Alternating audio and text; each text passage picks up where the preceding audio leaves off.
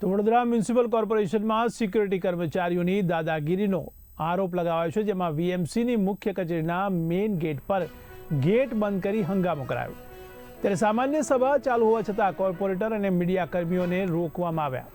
તો એક પક્ષના કાર્યકરો મોરચા સાથે પહોંચતા ગેટ ઉપર તાળા મારવામાં આવ્યા। તો મોન્ટુ નામના કર્મચારી પર મહિલા કોર્પોરેટરને રોકવાનો આરોપ મૂકવામાં આવ્યો છે। તો સુરક્ષાના નામે દાદાગીરી કેટલી યોગ્ય છે તે મુદ્દે પણ હવે સવાલો ઉઠી રહ્યા છે।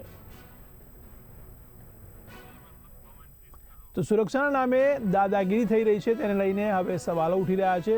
ત્યારે સામાન્ય સભા ચાલુ હોવા છતાં કોર્પોરેટર અને મીડિયા કર્મીઓને રોકવામાં આવ્યા છે। ત્યારે મ્યુનિસિપલ કોર્પોરેશનમાં સિક્યોરિટી કર્મચારીઓની દાદાગીરીનો આરોપ લગાવવામાં આવ્યો, જેમાં વીએમસીની મુખ્ય કચેરીના મેઇન ગેટ પર જ ગેટ બંધ કરવામાં આવ્યો, જેને લઈને હંગામો થયો।